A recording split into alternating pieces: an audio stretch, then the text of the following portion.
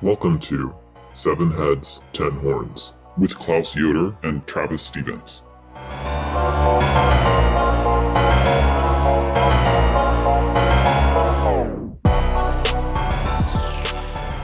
Okay, welcome back, everyone. It's now season 2. It's very much like season 1, but much better because we are older and wiser and have lived through part of a pandemic. So what could go wrong, right? The concept of the season is, well, let's start with last season, actually. So last season, we did some kind of mashup episodes that moved across time and space, especially early in the season. And then we began kind of a romp through the Bible plus some Apocrypha. So this time, we want to look at particularly early Christianity and make our way through more or less sequentially, looking at particular thinkers and also big news. We're going to be switching up our schedule a little bit, at least at the beginning of this season. We need to switch to releasing a new episode every 2 weeks because our teaching responsibilities both got more complicated this term. So if you're used to, nope, just going to cut that out. Stop Bing. So to make sure that you don't miss an episode, make sure to hit subscribe in your podcast source, like iTunes podcasts or Google Podcasts, wherever you get your podcasts. Make sure you hit subscribe so you never miss an episode. Okay, so the first thinker we're going to be taking on is Justin Martyr. This epitaph Martyr kind of gives away the game, I think, about how things go for him.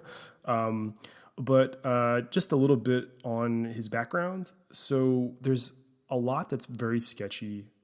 Most of our information about Justin comes from his own writings. So there's kind of a problem of sort of an outside verification with that. So we also have a line from the church historian Eusebius.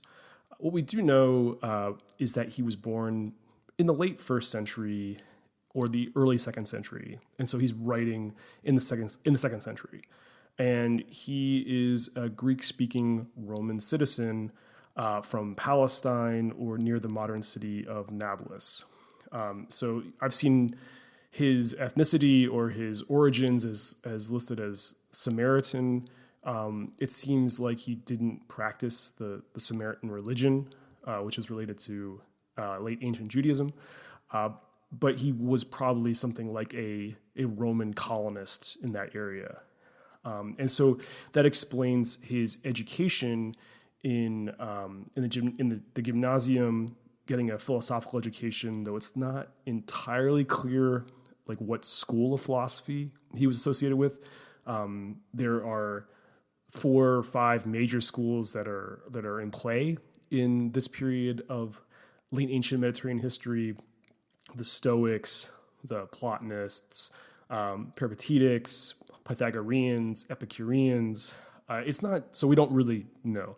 But Justin sort of takes on this school of philosophy style of repping Christianity when he does convert, and he sort of thinks about Christianity as a philosophical rival to these schools. So we know he spent some time teaching in Rome above the bathhouses, which scholars think would maybe a sort of quiet, more relaxed atmosphere where he could be operating and teaching and doing his research and writing.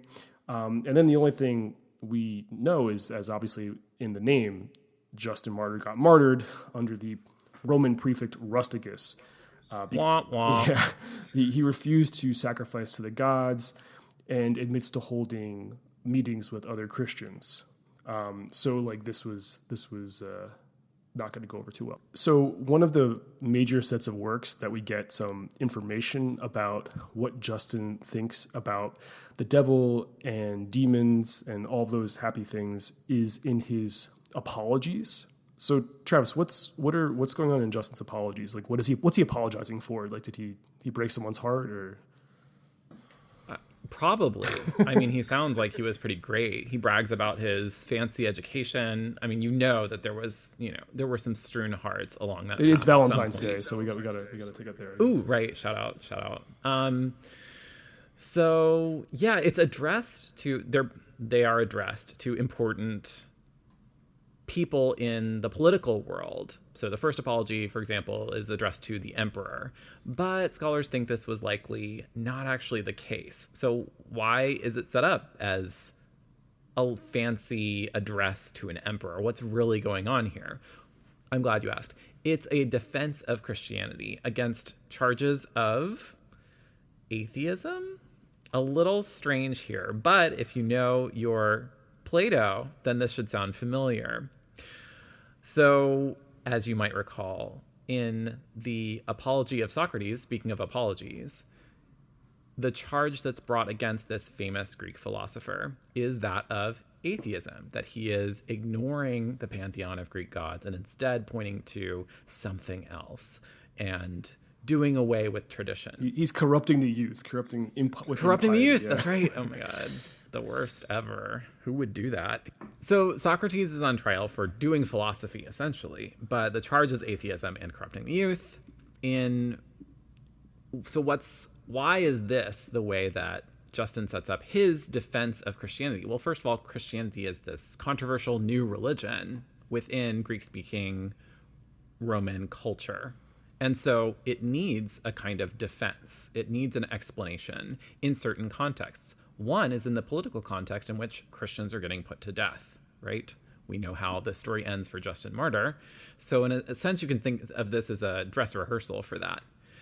But here, because there are specific references to Socrates elsewhere in the Apologies, one way of thinking about this is as Justin Martyr in drag as Socrates, who is on trial for doing philosophy. And that's what this atheism thing is all about. It's a reference, really. I don't think there's much to it that makes sense otherwise. He's explicitly talking about a defense of Christianity, a religion with a god, right? I think part of the atheism thing, too, is that if Jesus is God and dies, there's like a sort of crass reading. It's like, oh, your God died, bro. You know, like that kind of thing. And it kind of goes together with the, Christians get together and have orgies thing and practice cannibalism. So I think there was like this sort of the nasty, the sort of rumors about Christianity that atheism sort of fits with and is kind of a convenient tie-in. Yeah, no, that makes a lot of sense, actually. In reality, in the trials of Christians, you actually didn't need much to be able to put someone to death. If someone claimed to be a Christian, plus they refused to sacrifice to the emperor, then that was enough to justify their getting killed. So this kind of elaborate defense of Christianity does not come from any practical, real life situation, but it's a bit of a setup. And it's meant to put the case out there on somewhat philosophical terms, in the tradition of Greek philosophy, make a case for why Christianity is truly an amazing religion. Indeed. So there's like some doubt that this was ever going to reach the Roman emperor. This guy's renting out a room above a bathhouse. I mean, like, he doesn't really have that much clout. And so we might think of this as kind of a rhetorical framing device, as addressing the emperor. The emperor is sort of the embodiment of Greco-Roman values, culture, etc. And so speaking to the emperor is a way of sort of speaking to that entire culture.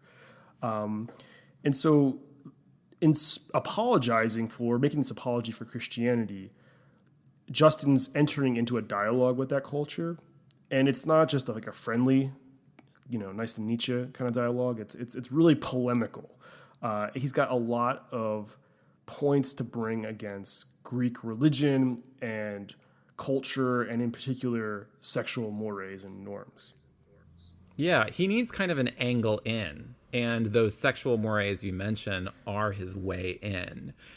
Jennifer Knust, for example, a scholar who writes about this, talks about the manliness of being a Roman citizen, of Roman culture, in Justin's Apologies. And this form of manliness that Justin talks about has to do with self-control over sexual desire. Now, in our own culture, that's not usually how manliness is defined. But remember, we're in a radically different time and place here, so that self-control is considered super Roman and super masc right? So this is at once a nod to something that was already present within Greco-Roman culture, and this idea of self-restraint. And it's a nod to the recent Augustan marriage reforms.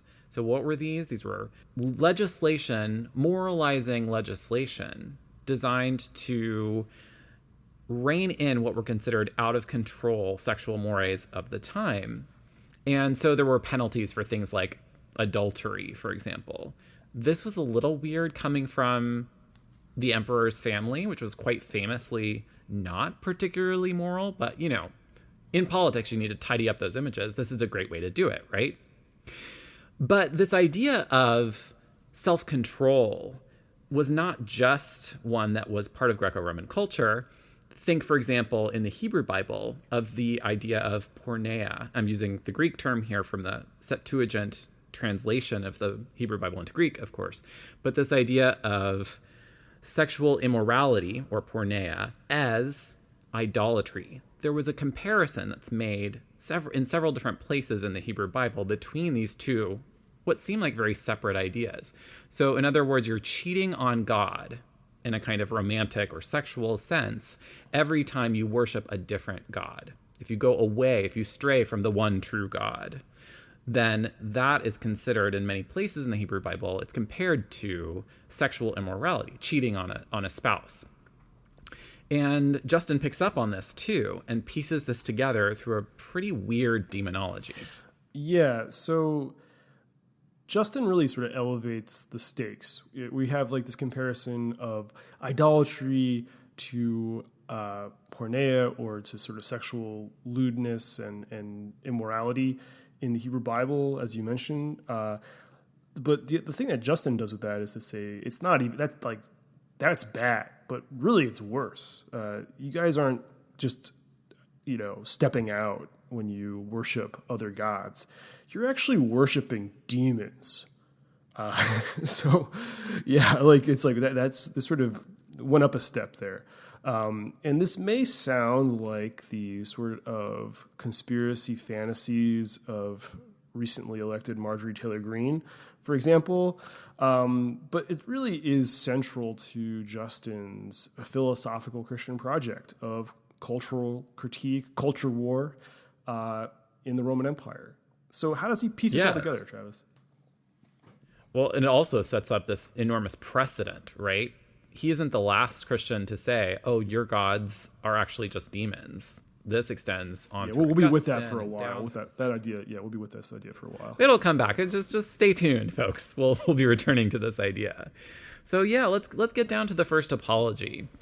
There's some really choice passages here. So here's just a little bit of one of them from the first apology. This is from chapter 5, and it has to do with our topic here of these evil demons and exactly what's going on. So he writes, since of old these evil demons manifested themselves, both defiled women and corrupted boys. And I know, they were bad, right? Again, this gendered discourse here, sexualized discourse, and showed terrifying sights to people. And those who did not use their reason and judging the acts that were done were filled with terror, and being taken captive by fear and not knowing that these were demons, they called them gods. Okay, so there's that move. You've got all together in one, that sexualizing discourse, this lack of using their reason, again, because leaning into that philosophical training here, they're creating a logical error here, and moving out of fear, again, caving to their emotions. That's why they make this mistake. They don't recognize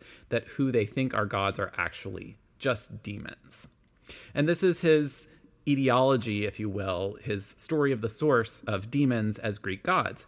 It's good that the speech wasn't actually given to the emperor who worshipped them. Can't think that would have gone over super well. But with a name like Justin Martyr, we know how this story is going to end, right?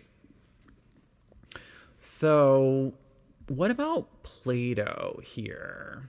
This idea of demons. So Klaus, can you explain for us a little bit what he might mean when he talks about demons? Because there's a whole philosophical kind of category of these daimones. Right. Yeah. So like it's sort of in a neutral sense, it just means these intermediary beings in sort of older Greek contexts that were between gods and human beings, like sort of maybe like spirits, elemental spirits. We talked about with Paul a few weeks, whenever that was.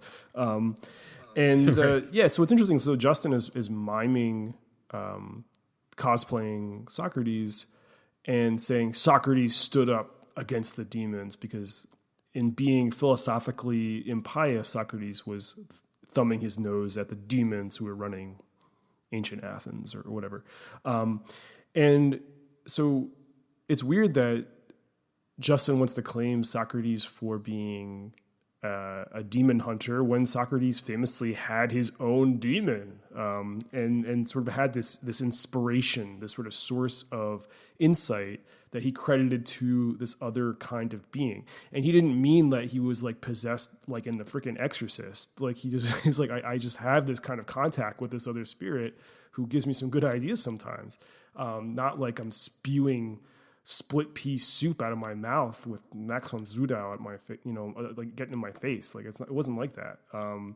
So yeah, there's a sort of a much more neutral range to this term that would have had credence in Justin's context, and we don't have this very Christianized sense of demon, I think, all the time. And maybe Justin's doing his best to change that. I think you're right. I think we're at a moment where Justin's trying to transition us into a bit of a more specific reference to who these daimones are. And we see that, I think, in the second apology in particular, where we've got an angelic fall going on. Right, Klaus? Yeah, and so we're on the second apology, and maybe the excuse me, the second time around with apologizing for Christianity, things get pop a little bit more. We get the story that not only are the demons preying on young boys and women, again playing into this sort of masculinity thing where it's like, oh, like if you're a young boy, you're not completely a man, so you're not in self-control, and if you're a woman, you're not in self-control. You don't have self-control. It's really playing up on that. But then we get a much more complex story in the second apology that maybe will sound familiar. But in this account, the angels, sort of not just demons, the angels violated their charge of looking after human beings and all the things that were created on earth, and, quote, fell into sin with women and begot children who are called demons. And these demons instructed human beings in the use of sacrifices, incense, libations. It's like sort of like a wild 1960s countercultural party or something with all the incense. But and like sort of led them to become slaves of their lustful passions. When Justin's sort of origin story of human suffering and evil, it's angels gone bad. That sounds super familiar, Klaus. Yeah, does it remind you of the Watchers from the Book of Enoch, everyone's favorite pseudo-epigraphon? That's exactly what it reminds me of. Well done. So we got these good angels gone bad who get it on with human women and beget giants in that story. Here, we have the angels who fall into sin with women and beget children who are demons. Sounds awfully familiar. I think it's clear that he's directly borrowing from the Enoch tradition, but there's also that part in Enoch that seems to reference idolatry. And there's that part where it goes, here shall stand the angels who have connected themselves with women, and their spirits, assuming many different forms, are defiling mankind and shall lead them astray into, wait for it, sacrificing to demons as gods. Whoa, okay, so we've got demon worship here in Enoch, and I somehow missed that the first time around. So what do you make of that, Klaus? Are we dealing with a translation issue where this concept might have been inserted into the text unknowingly? Or is it reasonable to think that worshiping demons as gods was actually the issue here? Yeah, I think it's helpful to remember that Enoch is, the version we have is from Ethiopic, and I think was probably, if my understanding is correct, was a translation of an older Greek version. This gets pretty hazy, I guess. But again, yeah, like demon can have sort of a more neutral sense as being an intermediary. this, and and in a way, like, not so dissimilar from angels, like this sort of like these beings who are go-betweens. And so I think we strip down all those associations that we have with The Exorcist and everything. We get the sense of like a powerful being that's caught between heaven and earth. But I do think that the promiscuity and the sort of sexual taboo crossing in Enoch is something that sort of makes it line up a little bit. Because as you were saying, like with Porneia, like idolatry is really associated with promiscuity. And so there's like another layer reinforcing this link between idols and illicit sex and the sex between angels and women.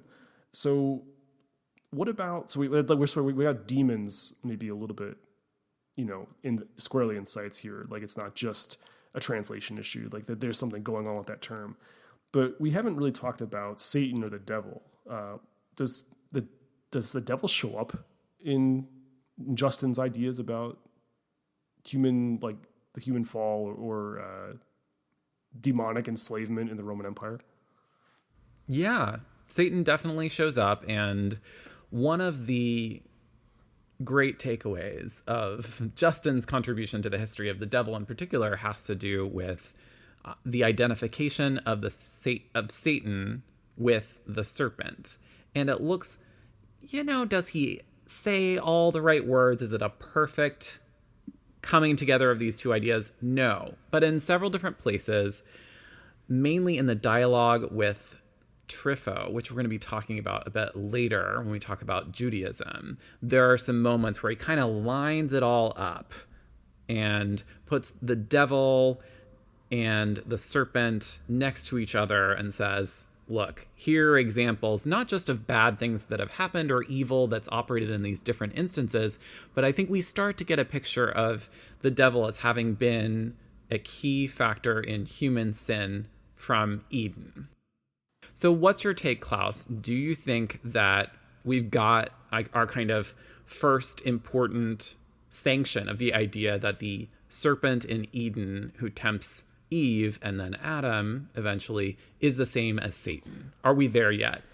I think it was not a huge step to get there, because when Revelation talks about the dragon and the war in heaven, there is that sort of sense of this is the serpent, this is the snake.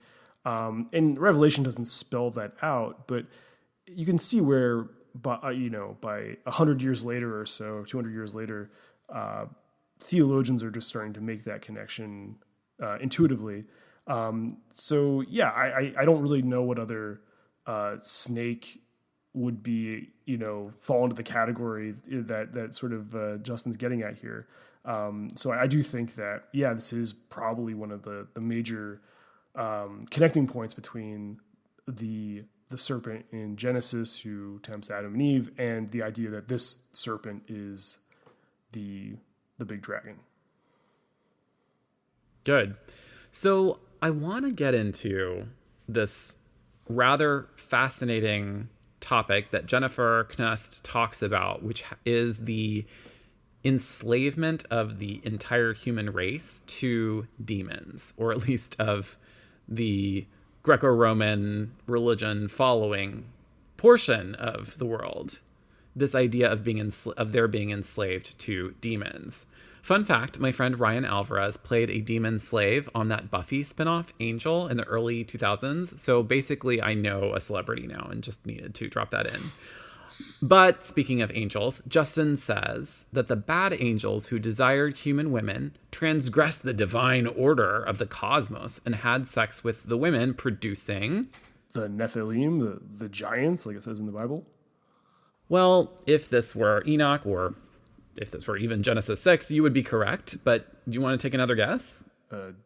Demons? He just skips the whole step where the giants are killed and their evil ghosts get called demons and all that. Yeah. So this term that's a little bit ambiguous for us, right? Daimones or demons. Definitely not what you ought to be worshiping. We're clear on that. We've talked about that link to idolatry. And as he says elsewhere, Satan is the chief of the demons. So now we've got that connection we were building between the demons as a group and Satan as their head. So he does have that relationship laid out in there in the first apology. Also, he groups the bad angels and their spawn, the demons, as a group, the bad angels and the demons begotten by them. They're all kind of like one category, more or less, for Justin. So while other early Christian authors will see the fallen angels themselves as the demons, for Justin, the demons are technically the angel spawn. But they're in cahoots with the bad angels in all their nefarious activities, including, and here we get to it, the enslavement of the human race to themselves. That's the part you were asking about. By means of, and I kind of love this, magic writings. What were they writing, Klaus?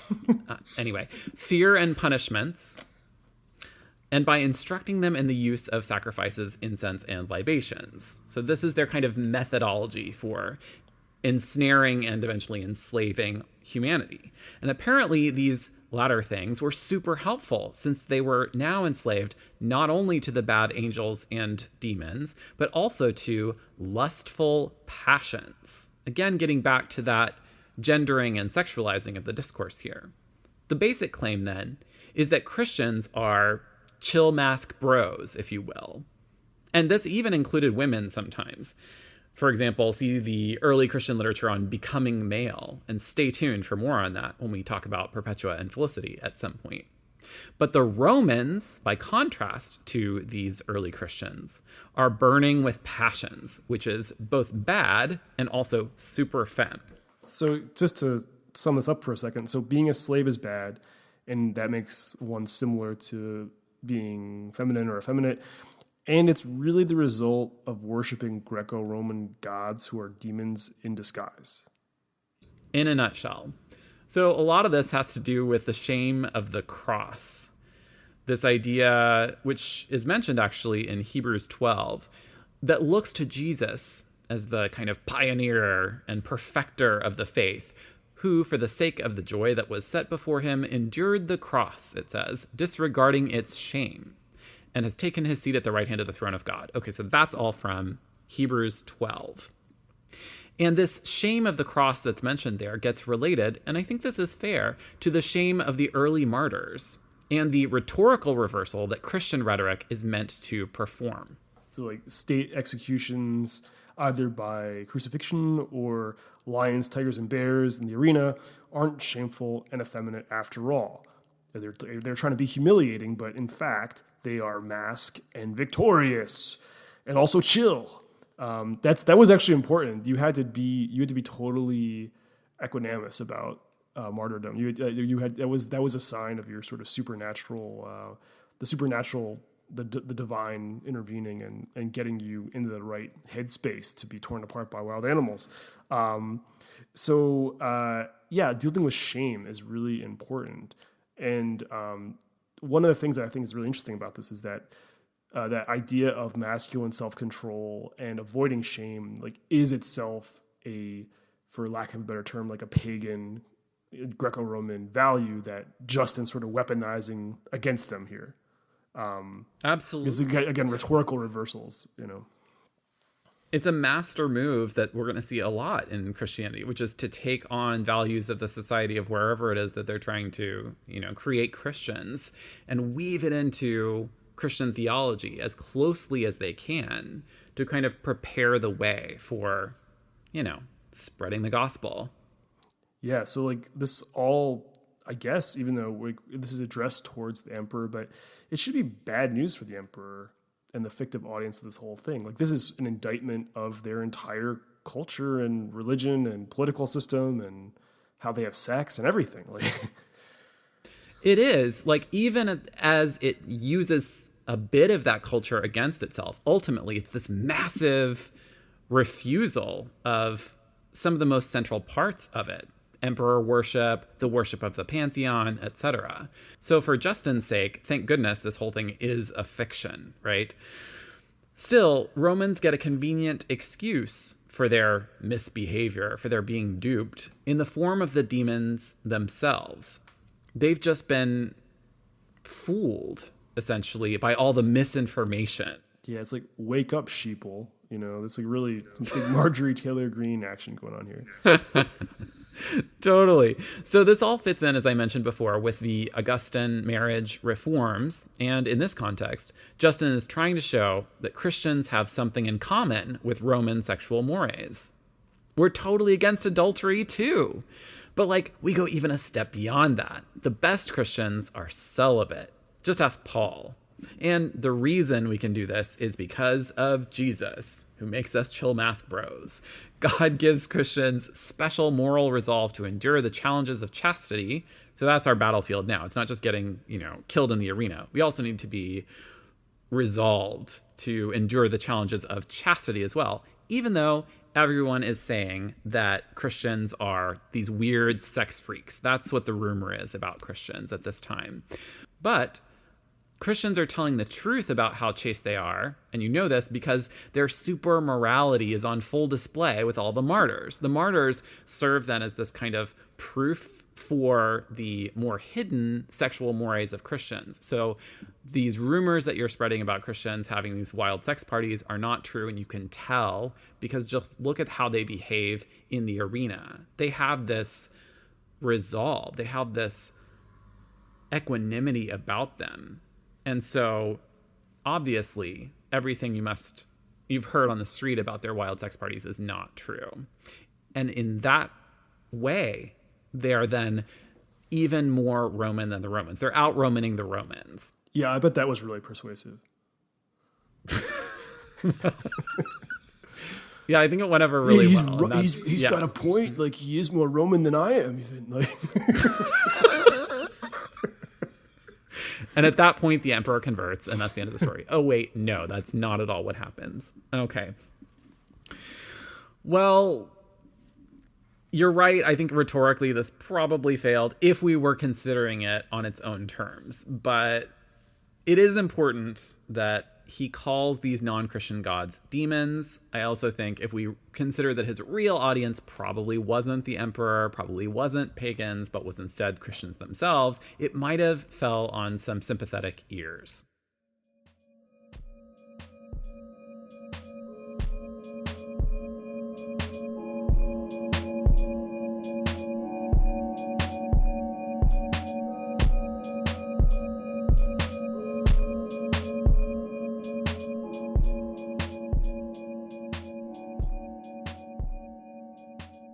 Well, speaking of sympathy or the lack thereof, let's think a little bit about how Justin is working on Judaism and the sort of Jewish-Christian ambiguous boundaries between his communities, right?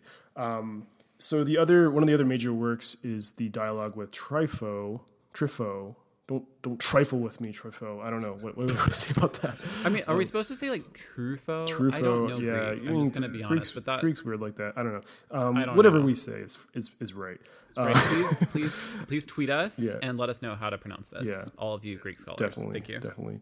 But yeah, so it might be interesting to sort of follow the lead of the scholar Annette Yoshiko Reed and contextualize the demonization of Greco-Roman gods by comparing Justin's approach with how he thinks about the Old Testament, the Hebrew Bible, and Judaism and Jews as such.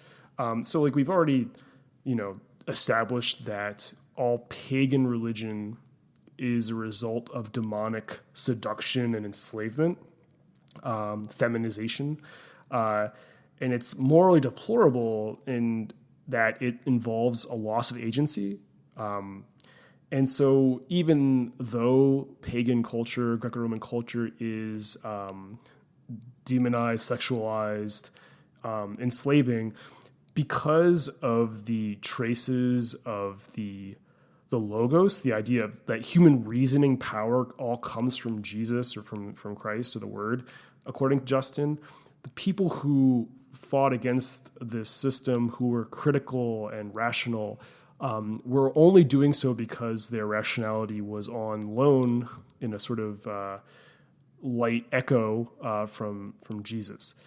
So that's, in copying Socrates, Justin's also saying that Socrates was copying Jesus, to sort of boil it down. That's the weird dynamic about his critique of paganism. It seems like the whole big picture of adopting Enoch was as a way of attacking the Greco-Roman system. When it gets to the question of how to think about Judaism and Jews in relationship to Christianity, there's a different kind of moral guilt that's being pointed to. It's not quite you let yourself be enslaved by these horny demons. It's a little bit different. He uses the story of Adam and Eve's disobedience in Genesis as like this paradigm for condemning Jewish stubbornness. And so through the continual refusal of acknowledging Jesus as divine, they're actually allying themselves with demonic forces and sort of recapitulating this primordial disobedience. And that doing so means that whereas the Greco-Romans, the Roman Empire, is sort of at the mercy and that victims of the demonic, Justin's pushing for this view that the Jews themselves are more actively, stubbornly aiding the demons. Yeah, it's like they should know better in a way that the pagans, through the misinformation campaign, it kind of doesn't make any sense because it's like, well, but you have the philosophers, so like, the philosophy. No, it doesn't. It doesn't hang together, and we'll get to that. We'll talk a little bit about how can you borrow Greek philosophy and say, oh, this part's totally cool, and then reject the other. There's a little bit of a, selective interpretation of Greek culture if you look at it as a whole and as including that philosophy. Okay. But to summarize then, it looks like so far Justin has these two pretty different origin stories of evil's entry into the world. There's the one for pagans that we've talked about that's all from Enoch. It's this angelic fall that's an elaboration of Genesis chapter 6. And that's sort of the pagan story. It's like, oh, you got duped by the demons and, their feminizing ways. And then you have the much more blameworthy example that's applied to the Jews, where you have the paradigm of Adam and Eve that leads to continued disobedience as he walks through the prophets and how the prophets were ignored and you just kept doing it wrong. And he has this really much heavier critique there.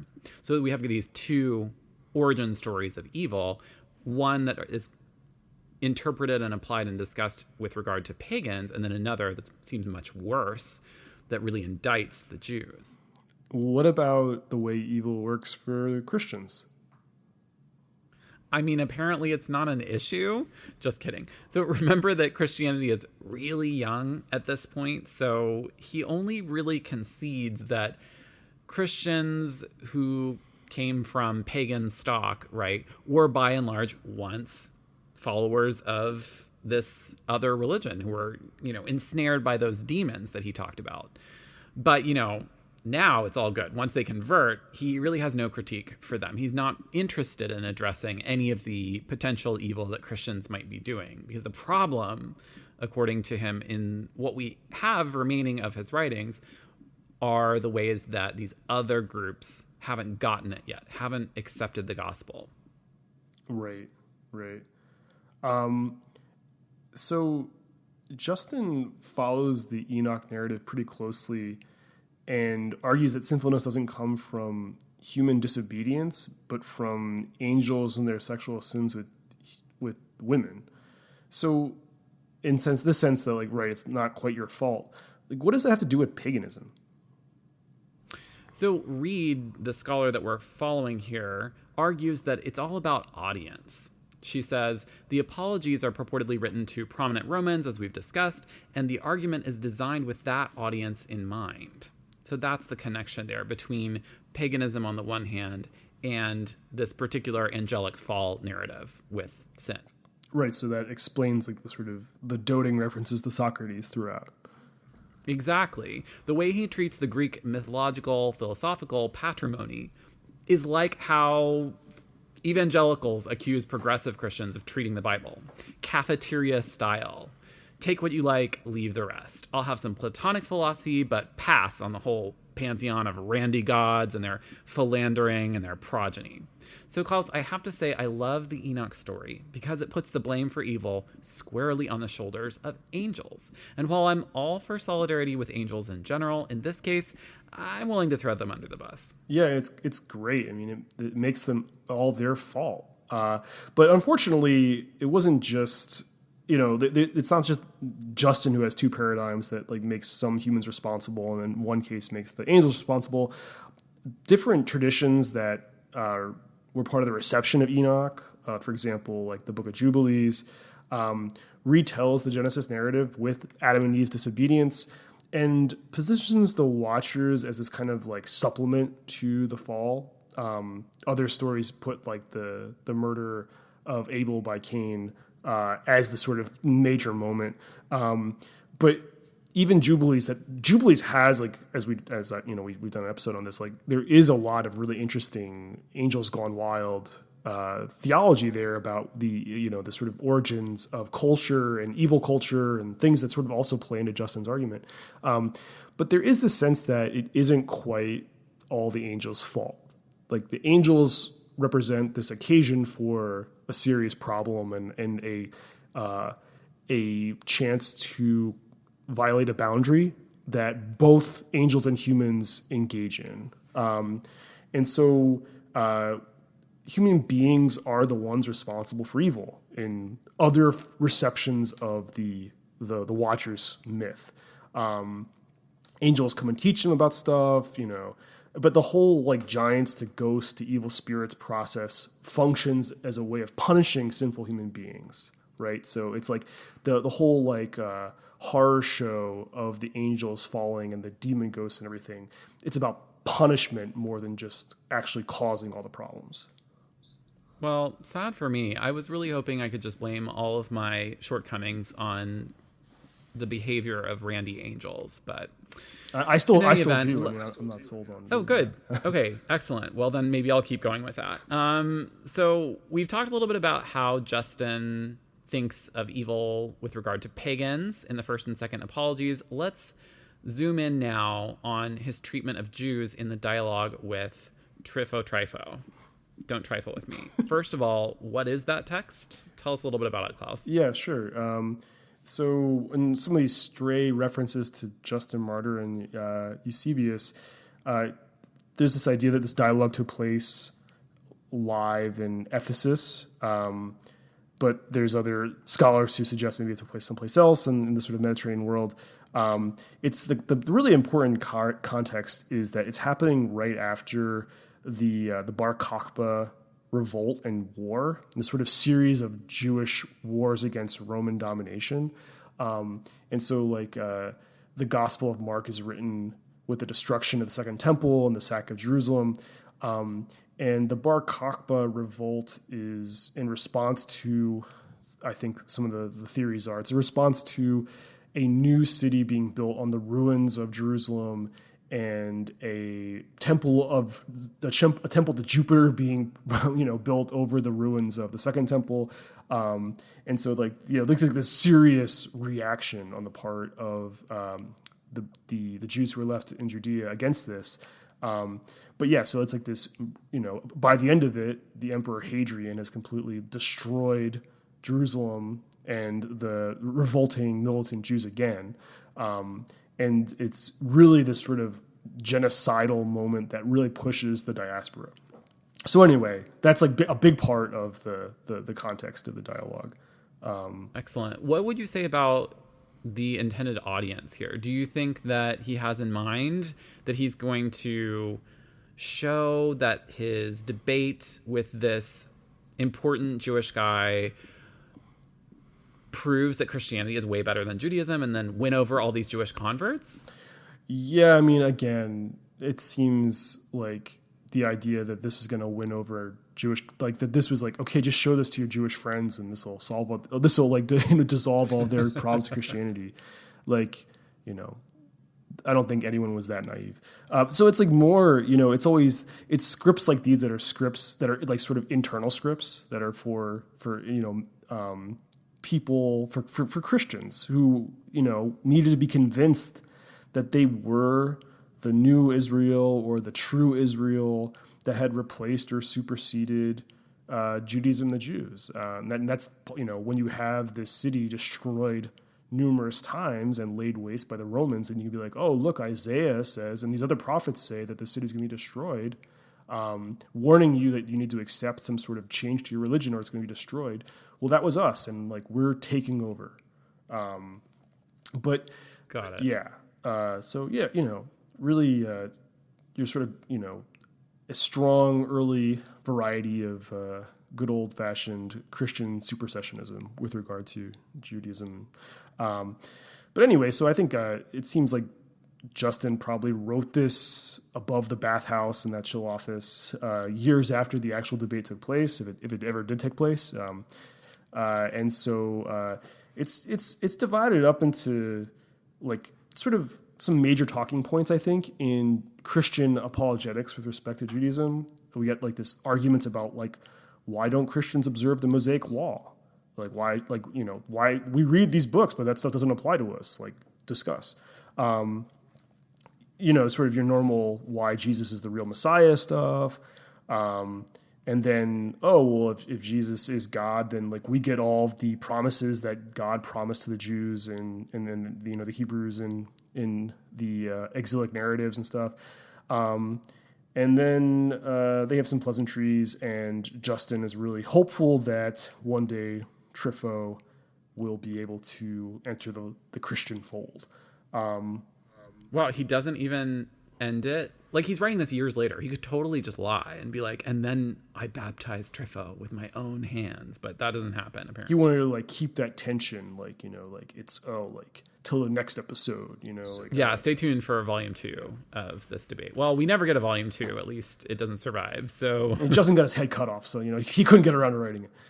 He didn't have time. Sorry, folks. So when it comes to evil, then... in this dialogue, it seems pretty clear that the way he talks about it with Trypho is as a human choice. And this comes up in the way he characterizes the Jews as a people who repeatedly disobeyed the commandments, as well as their supposed adoption of pagan idolatry. He keeps saying that this is like a huge contemporary problem in Judaism, that Jews are worshiping things other than the one true God. That's his accusation anyway. Right. And like, it's a little confusing because like you would think like the sort of the story and the narrative that prophets and the sort of Deuteronomistic authors and historians write is that what distinguishes the Jewish people is that they worship the one true God, and that these practices separate them from like the law separates them from pagans. And like it's strange then that this is something that Justin's kind of hanging over their heads. Yeah, it does seem really weird and unnecessary. I think he could have focused on the kind of shared texts that they have and why don't you get Jesus? In other words, that first section of the debate seems like it would have then been sufficient. But in any event, what he does is leans on this key difference. Jews choose idolatry, again, in Justin's eyes, despite their ancient and continued relationship to God, while pagans are merely duped into idolatry by demonic influence. And he keeps pointing to the precedent for this in Adam and Eve. Yeah, and I need to like chime in on this part. It's so strange because it's like Adam and Eve they're the parents of all humanity, and Justin, and like sort of doing a little bit of advanced research for the Gnosticism episode that we'll do sometime.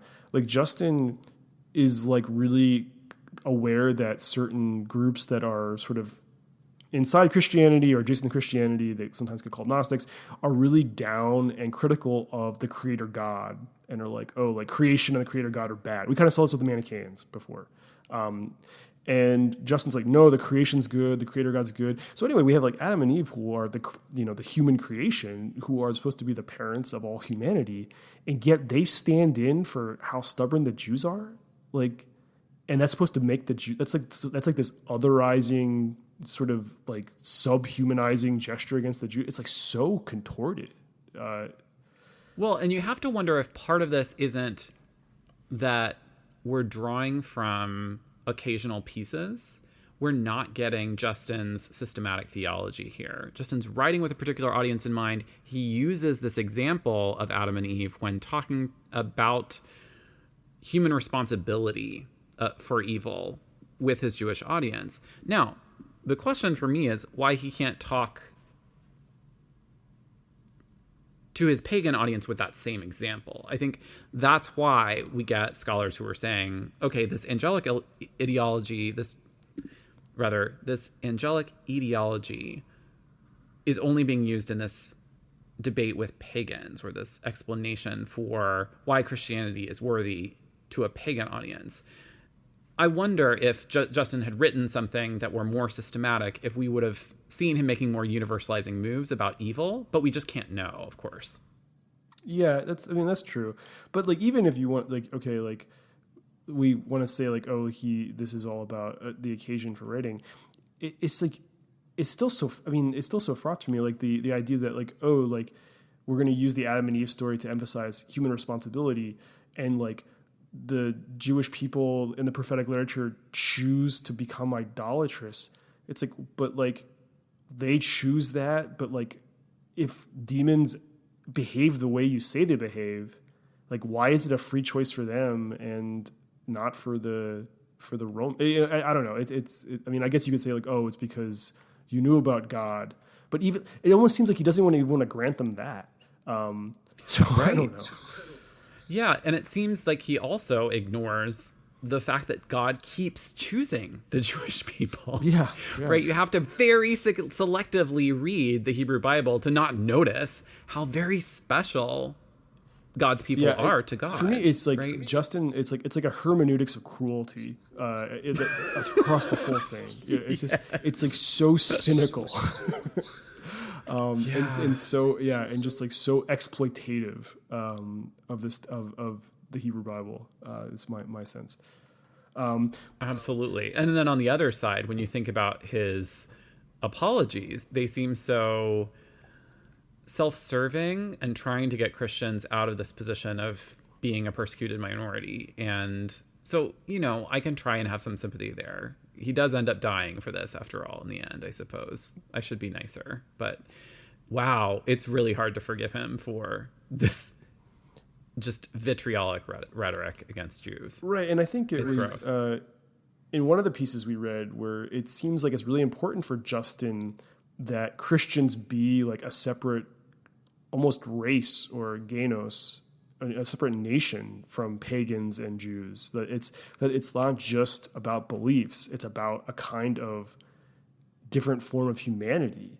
And I don't want to be too anachronistic and presentist, when reading that, but things like that for me, as someone who reads in different parts of the Christian tradition, like really stand out when you get that, like, oh, this is like a different kind of human being as a result of these commitments or this event, and it's sort of, it's a way of making sense of why this sort of hermeneutics of cruelty and self-service really are present across his text, but it's a bit disturbing. I would say it's a lot disturbing. Yeah. Yes. Yeah.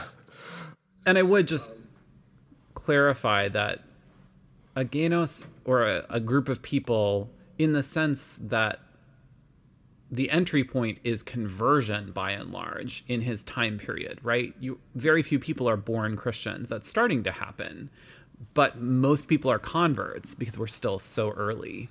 So just, it's still gross. Like I'm not trying to defend him, but just to make sure that our heads are in the right sort of era of Christianity. Yeah, for sure.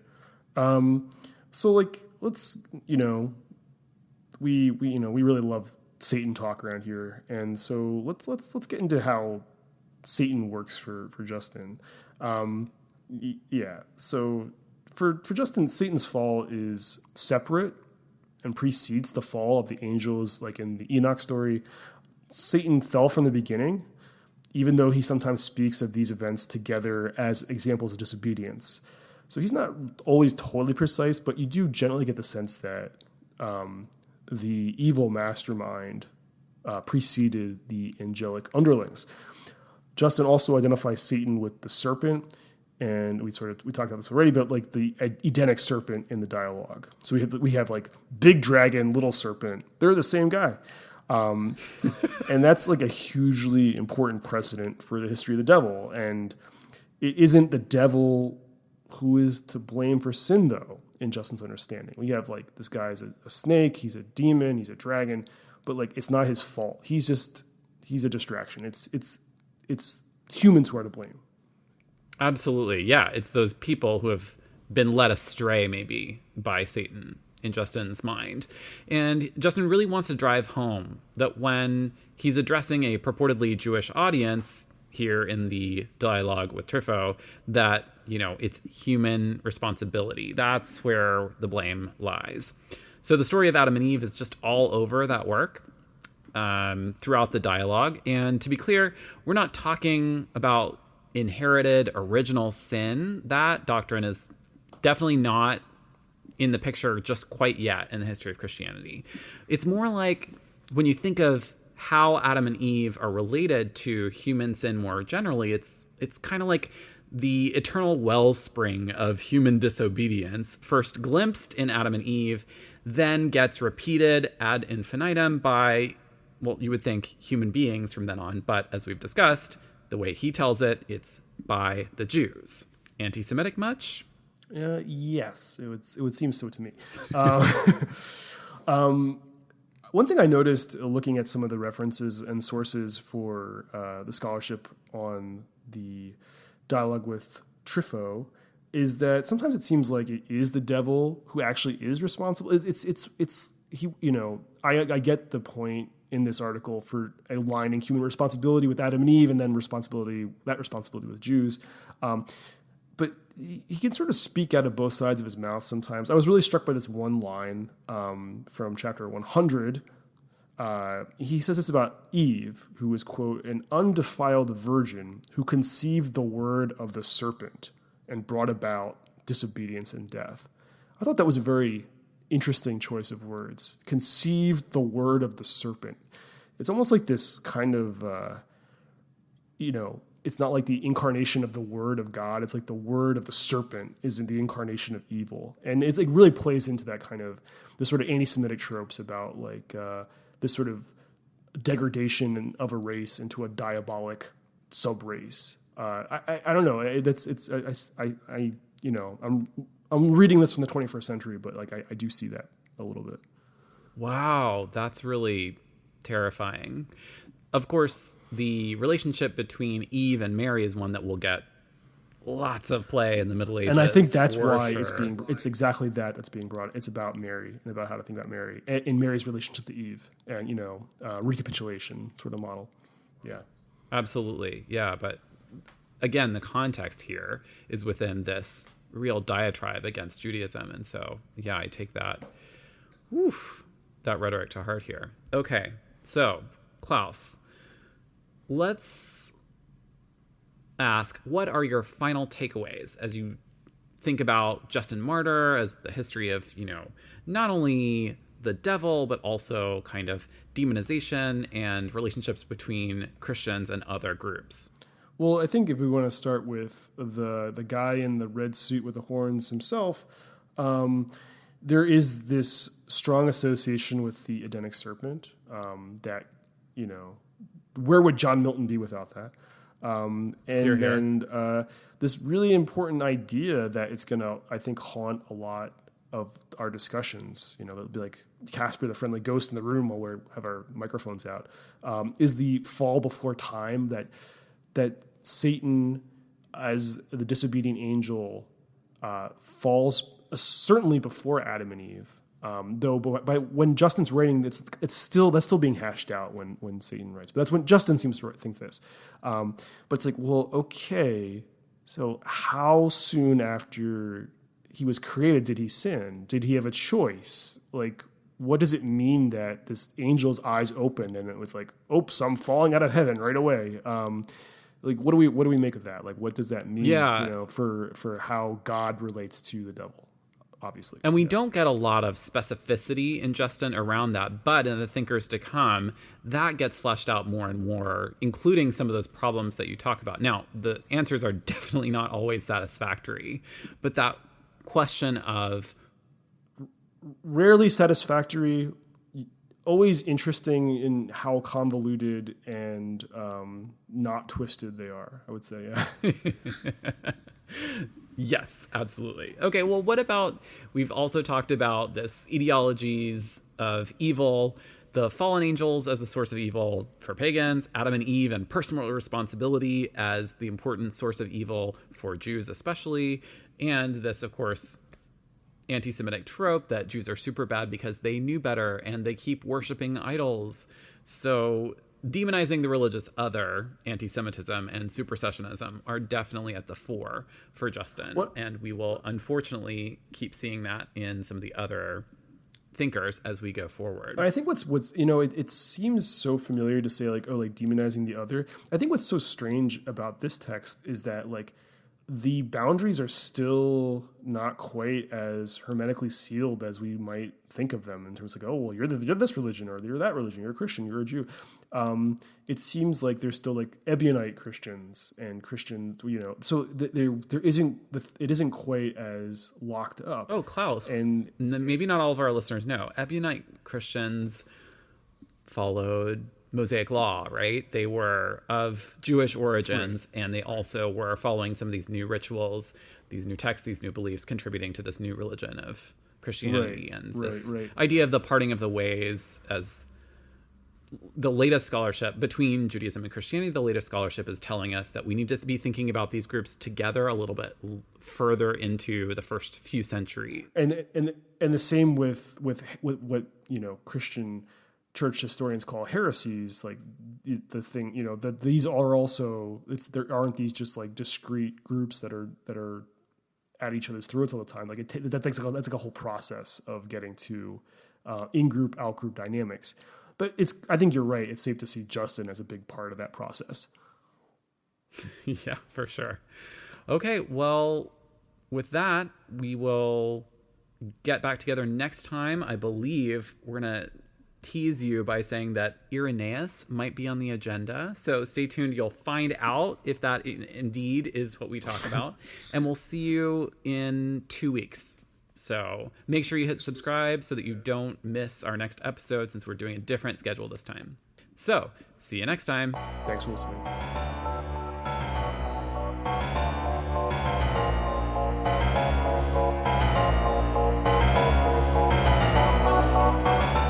This pod is made possible by support from the Satanic Horde, Asmodeus, Mammon, Leviathan, Beelzebub, and listeners like you. Thank you.